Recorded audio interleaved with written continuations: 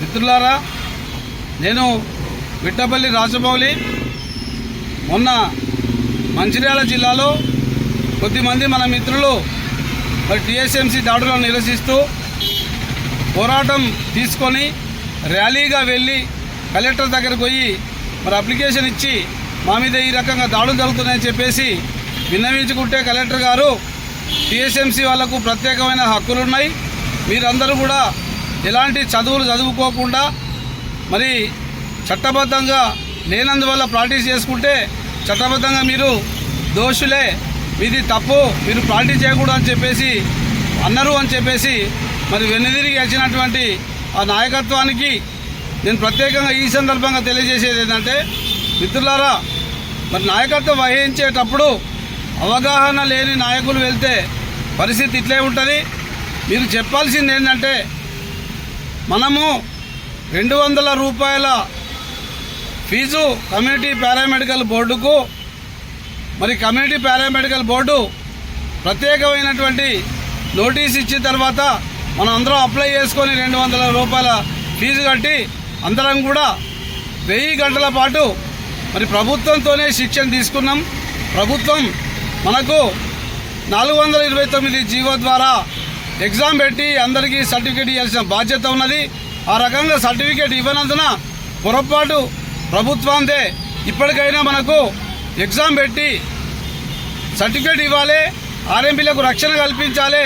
మరి తరతరాలుగా మేము ఉపాధి ఆర్ఎంపీ వృత్తిని ఉపాధిగా తీసుకొని జీవిస్తూ ఉన్నాం, మాకు ఉపాధి ఇబ్బంది అవుతుందని చెప్పేసి మరి ఈ కమ్యూనిటీ పారామెడికల్ బోర్డు ఎగ్జామ్ పెట్టకుండా సర్టిఫికేట్ ఇవ్వకుండా ఆ తప్పు ప్రభుత్వందే కాబట్టి ప్రభుత్వం తరఫున మాకు సర్టిఫికేట్ ఇచ్చి మాకు రక్షణ కల్పించాలని చెప్పేసి కోరాలి. టీఎస్ఎంసీ నుంచి మనకు రక్షణ కల్పి కోరాలి. కానీ మిత్రులారా, మరి సబ్జెక్ట్ లేకుండా పోయి వస్తే ఇలాగే ఉంటుంది, గమనించాలి. ఎప్పుడైనా మీటింగ్లకు వచ్చినప్పుడు మనం లీడర్లు ఏ రకమైనటువంటి మనకు మాట్లాడుతున్నారో అవి నేర్చుకొని మాట్లాడండి. అవగాహన లేకుండా పోతే ఇదే రకంగా మనకు ఉంటుంది. కాబట్టి ఈ సందర్భంగా మీకు తెలియజేస్తా ఉన్నాను, మనము డిమాండ్ చేయాల్సింది ఏంటంటే, కమ్యూనిటీ పారామెడికల్ బోర్డు మనకు ఎగ్జామ్ పెట్టి సర్టిఫికేట్ ఇవ్వాలి, ఆర్ఎంపీలకు రక్షణ కల్పించాలి. మనము దొంగలం కాదు, చట్టబద్ధంగా 1000 గంటల పాటు శిక్షణ తీసుకున్నట్టు ప్రాథమిక ప్రైమరీ అంటే ఫస్ట్ ఎయిడ్ ట్రీట్మెంట్ తీసుకునేటువంటి అన్ని అర్హతలు ఉన్నటువంటి ఆర్ఎంపీలం అని చెప్పేసి మనం తెలియజేయాల్సిందిగా కోరుతూ ధన్యవాదాలు మిత్రులారా. ఇక నుంచి ఎవరైనా పోరాటాలు చేసినా కానీ సబ్జెక్టుతోనే వెళ్ళండి. Thank you. డాక్టర్లు ఊళ్ళో ఉండాలి, ఊళ్ళో ఉంటేనే మాకు సౌకర్యం. వాళ్ళు లేకపోతే మాకు సౌకర్యం లేదు. ఏ గవర్నమెంట్ కూడా మాకు సౌకర్యం చేయలేడు. మాకు ఊళ్ళో ఉండాలి, ఊళ్ళో ఉంటేనే ఏ పగలు కానీ మాకు డాక్టర్లు కొని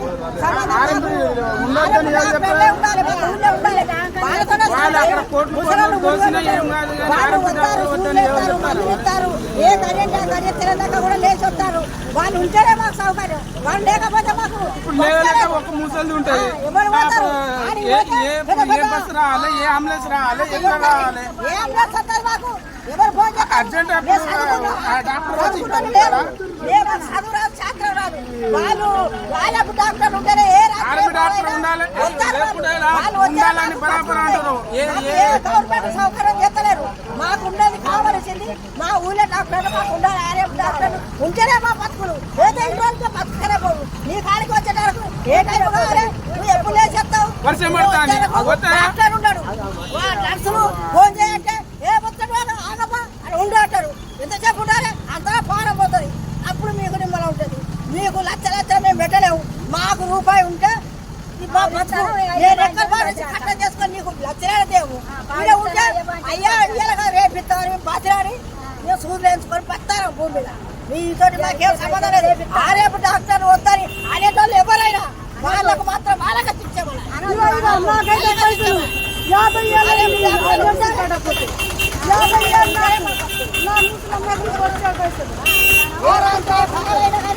ముసలాయి ఎక్కడికి పోతాడు?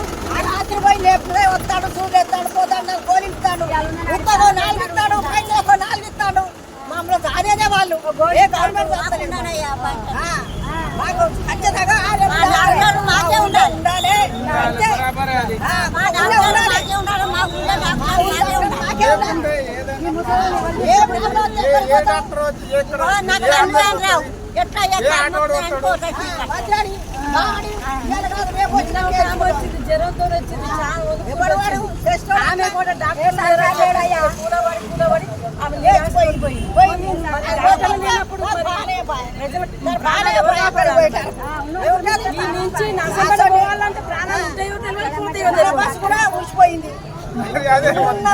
ఊసిపోయింది.